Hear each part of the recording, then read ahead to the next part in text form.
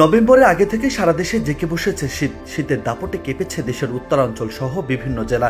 জবুথবু অবস্থা হয়েছে বেশ কিছু জনপদে। তবে এতদিন শীতের প্রকোপ রাজধানী ঢাকায় খুব একটা ঘেঁষতে না পারলেও গত 2 দিনের ঠান্ডা বাতাসের সাথে কুয়াশা বয়ে এনেছে কনকনে শীত। আবহাওয়া অফিস বলছে, আগামীতে বাড়তে পারে শীতের এমন প্রকোপ। সারা দেশে আসতে পারে শৈত্যপ্রবাহ। বিশেষ করে আগামী 7 থেকে 9 জানুয়ারির মধ্যে শৈত্যপ্রবাহ শুরু হতে পারে বলে জানিয়েছে বাংলাদেশ আবহাওয়া অধিদপ্তর ও আবহাওয়া বিশেষজ্ঞরা। আবহাওয়া অধিদপ্তরের আবহাওয়াবিদ শাহনাজ সুলতানা বলেছেন, আগামী 2-3 দিন সারা দেশে রাত ও দিনের তাপমাত্রা সামান্য বৃদ্ধি পেতে পারে। তবে আগামী 10 জানুয়ারির মধ্যে একটি শৈত্যপ্রবাহ বয়ে যেতে পারে। তবে সেটি তীব্র শৈত্যপ্রবাহ হবে না বলেও জানিয়েছে সংস্থাটি।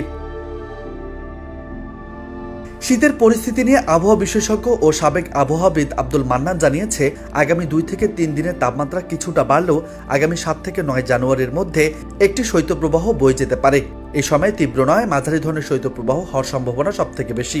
মাঝারি শৈত্যপ্রবাহ হলে সর্বনিম্ন তাপমাত্রা 6 থেকে 8 ডিগ্রির ঘরে নামতে পারে।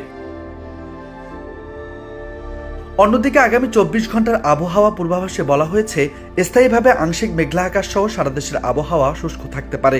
মধ্যরাত থেকে দুপুর পর্যন্ত সারা দেশে মাঝারি থেকে ঘন কুয়াশা পড়তে পারে। ঘন কুয়াশার কারণে বিমান চলাচল, অভ্যন্তরীণ নদী পরিবহন এবং সড়ক যোগাযোগ সাময়িকভাবে ব্যাহত হতে পারে।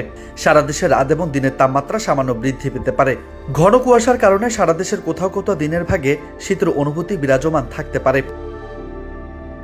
রাজু আহমেদ, বার্তা 24।